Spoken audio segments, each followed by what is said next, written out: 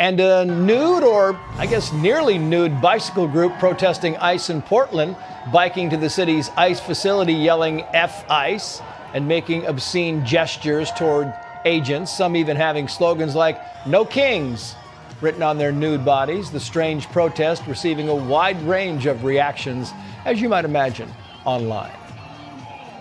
They are not there to keep the peace. They are there, I believe, to incite these protests that Donald Trump is now using as an excuse to bring in the federal troops. ICE is violating American citizens' rights. They are detaining American citizens for days on end. That is a Democratic strategist on CNN pushing the liberal narrative against the president's crackdown on illegal immigration. Let's bring in political consultant Michelle Backus, along with talk radio host and SeattleRed.com creator Jason Rantz. Thank you both for coming on. Michelle, to you first. I mean, you look at CNN, you hear that kind of talk all day long. And is it any surprise to anybody that there's kind of this war on ICE? Let's just remember, during the Obama administration, there were over 3 million deportations. I mean, he was called the deporter in chief. So I don't remember the left-wing media crying out about any of that. We all remember those viral pictures of kids in cages. Where was the outcry? Where were the protests during all that? It seems as if this is pretty hypocritical. But again, it's just another page out of the left-wing media book here. Which is a great segue to Jason Rantz, because let's talk about the deporter-in-chief. Barack Obama, the former president, scolding Hispanic men for voting for Trump. He said the following here, Jason. If you are a Hispanic man and you're frustrated about inflation, and so you decided, you know what, all that rhetoric about Trump doesn't matter. I'm just mad about inflation. And now, you know, your sons are being stopped in L.A. because they look Latino. Well, that's a test. Oh, I'm sorry. Are you kidding me? This is the same man. Trump administration, Jason, would have to be on steroids to be able to gather up the amount of people that he deported during, I don't know, 2015, 2014, 2013. Yeah, he knows that. I mean, he knows exactly what he's doing here. This is all strategic in the messaging, but ultimately it's going to backfire because, number one, he brings up inflation. Well, inflation's been coming down steadily thanks to Donald Trump, but ultimately this whole idea that you're essentially saying that you're a sellout as a Latino because you voted for Donald Trump. Look what he's now doing. I imagine, again, you could look at the polling that most people don't want criminal illegal immigrants in this country, and merely because one happens to be Latino doesn't mean that they are okay with the open borders that happened under the Biden administration.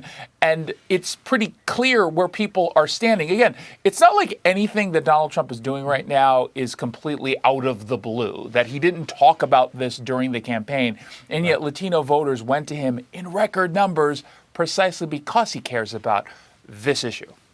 Meantime, you have the late night host, Jimmy Kimmel and Stephen Colbert, kind of giving Trump credit for the whole peace deal thing, kind of, and then they have to come backdoor slam. Watch this. Good work on that one, President Trump. Now maybe you can not invade Portland. Just an idea. I'm fine with coming up with prizes and trophies to motivate. Giving them the Nobel Reopen the Government and Leave Healthcare Alone prize. How dare you, Nobel Committee? The man is a paragon of peace. He walks in the footsteps of Mahatma Gandhi and Martin Luther King. After all, who can forget what Nelson Mandela famously declared upon leaving prison? Fat, talentless Rosie O'Donnell should go back to Ireland. Did you expect more, Michelle? I mean, you know, this was coming, right? We all saw it coming, but I'll tell you what, ending 8 wars seems like pretty good merit for the Nobel Peace Prize. It's crazy that they're trying to stretch this at this point. Let's go back to Barack Obama. He seems to be the character of the night when he won the Peace Prize back in 2009. Now, it's said that they end the nominations in January. So if that's the case, Obama was in office for just about a month when he was nominated. It seems as if it was a participation trophy, which we all know the Democrats and the left-wing media just love to hand out those. Yeah. So I want to get this right now, Jason, for you. This is first. We're going to play George Stephanopoulos cutting off the vice president of the United States. And then we're going to play the president of the United States cutting off ABC. Watch. You did not answer the question. Thank you for your time this morning. No, George, I said that I don't. Up next. We'll be right back. I don't take questions from ABC fake news. After what you did with Stephanopoulos to the Vice President of the United States, I don't take questions from ABC fake news. Yeah, but it's only a matter of time before you hear, oh, there's the president going after free speech. Yeah, exactly.